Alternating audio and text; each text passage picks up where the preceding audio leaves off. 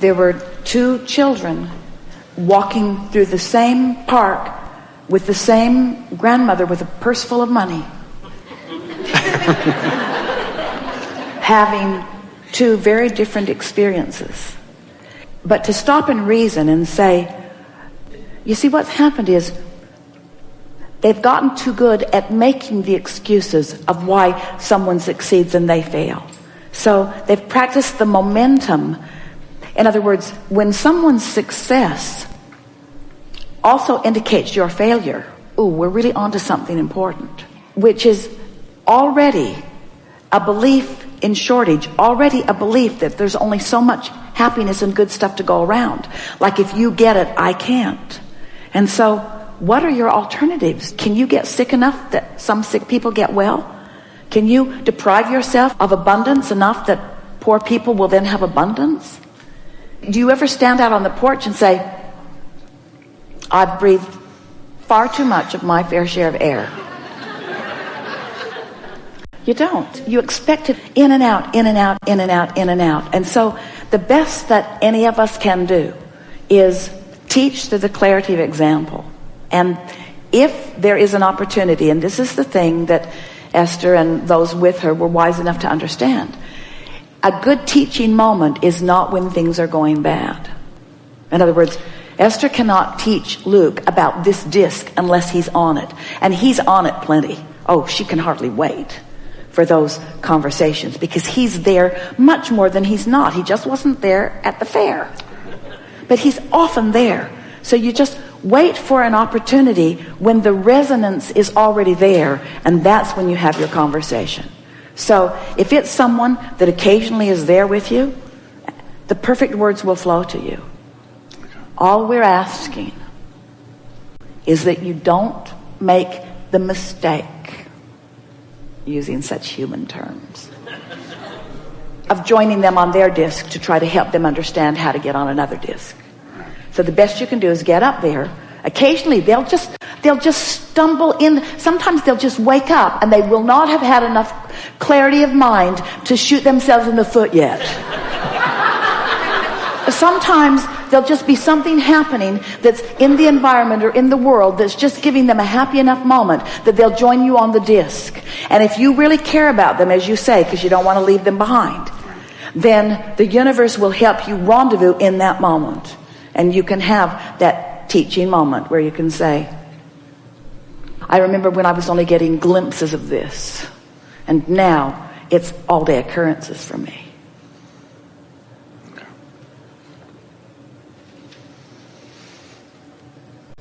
Enough on that? We can talk on and on about that. It's really an important topic for a room full of teachers like this, because you are uplifted to the very core of your being.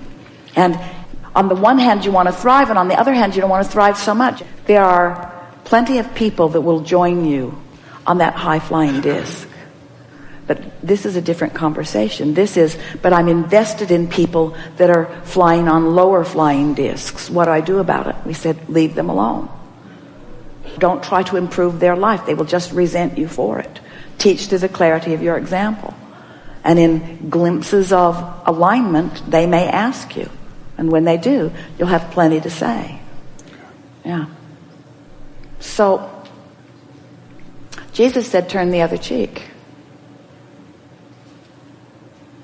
It's interesting, isn't it? Because what you've been taught makes you feel like what you're supposed to do is find people in trouble and go and help them. And we say, well, finding people in trouble is a step one thing for sure. And wanting to help them certainly will cause you to put rockets of desire into your vortex. But if you are to help them, you have to be in vibrational alignment with what you've asked for. So you have to be in vibrational alignment with their success. And when they're not having any, and they're clamoring at you about their lack of success, it takes a very high disc, chronically there person to maintain your vision of their success in their insistence that it isn't happening. It's not fair, Luke said. It's not fair. And Esther wanted to say, nothing has ever been more fair than this fair. It was way fair. You see, it's fair. It's always fair. It's always vibrationally accurate. But until you can convince someone that they have control of the vibration they're offering, then they'll always be looking for another something to blame for their having pinched themselves off from the well-being. And your only chance of helping them no longer pinch themselves off from the well-being is to not pinch yourself off from the well-being while you hold them as your object of attention. Because one who's connected to this stream of energy is more powerful and more influential than millions who are not. And Esther, it was so interesting because she believes in her power of influence. She believes in the law of attraction. She knows about that high disc. And she couldn't get Luke to come up there because his momentum was so strong. Last thing he wanted was a conversation about how his life could get better. He was way too invested in how it was, you see. And that's sort of what goes on. So you could say soft things. You could watch for those moments when they might hear, and you could say soft things like, I know how you feel, I've been there. And it's a momentum thing. And the better it gets, the better it gets. And the worse it gets, the worse it gets. People have heard that. There's a certain amount of understanding in that. Turning point for me was, you could say, when I realized I could control my point of attraction. Those are big words and a lot of people aren't ready to hear them, but everyone wants to know it. Everyone wants to know it. I figured out I can control my point of attraction. And they may attack you. They may say that it's crazy or sure you can, but I can't. And then just say with the confidence that no, everybody can control their point of attraction. In fact, everybody is. Everybody's getting what they're chronically thinking about. It's just the way that it is. Well, they can protest it, but it doesn't make it less true. And then you could say something even more powerful. There's not a shred of evidence anywhere to the contrary of this that I said. Oh, pretty arrogant in your knowing. Yeah. I'm sure about this. That's why it works for me. That's why I'd like you to be sure about it, because I'd like it to work for you. Nobody wants more than you do for success. You want it, and nobody deserves it more than you. You deserve it. It's just a little tweaking that I wasn't always doing, and now I am. I can show you how to tweak if you're interested. You can tell with far less than this conversation whether they're willing to listen or not, you see. It's so fun. You see, you can't have been banging around with them without putting them and their success in your vortex. So the thing that bothers you more than you even realize about them not letting it in is because you want it so much. That's what Esther realized. Nothing in the world matters more to her than this happy little boy. And when he's not happy, what's she going to do about it? Does Esther's happiness depend upon his happiness? Hopefully not.